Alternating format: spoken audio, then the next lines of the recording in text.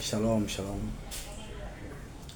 Na kusalimu kupitia jina la Bwana wetu Yesu Kristo. Ndio tumaini letu, ndio linalotupa uzima, linalotupa na afya. Nilikuwa nina neno moja ambalo Bwana Yesu alinipa toka wiki hii imeanza. Na natoka katika Yeremia 29 mstari wa 11.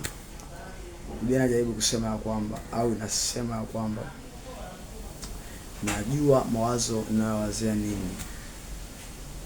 Wala si mawazo mabaya, ni mawazo ya imani, kuwapa ninyi tumaini la mwisho.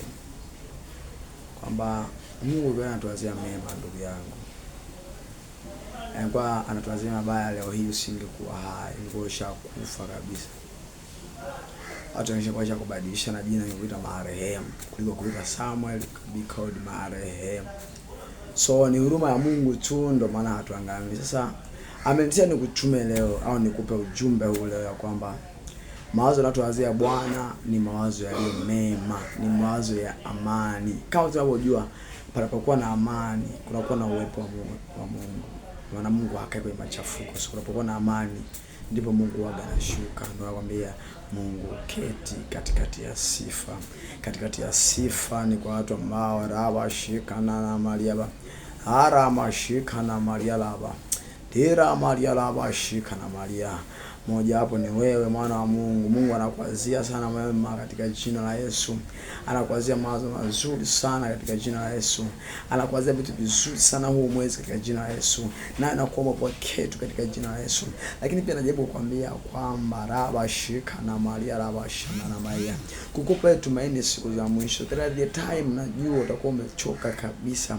Kuna mtu anajua unafikia kuna situation fulani kukumba wewe, unaona kabisa I can't continue, kama siwezi nikaendelea mbele. Na nitia Yesu nikutie moyo mwanangu, siku leo kwamba unayo njia ya kutengeneza, ipo nafasi ya kutengeneza, yapo mambo mengi mazuri ya kutengeneza.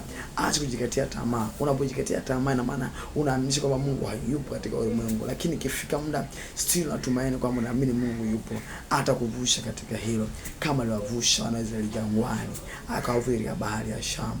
Wewe vipi ndugu yangu? Hakika yule anayapa chakula njiwa, anayapa chakula ndege, anayapa chakula wanyama katika jina la Yesu atakupa pia na wewe. Nami nakuombea imani yako itindike, imani yako iongezeke na ukapokea sana mapenzi yako katika jina la Yesu. Amen.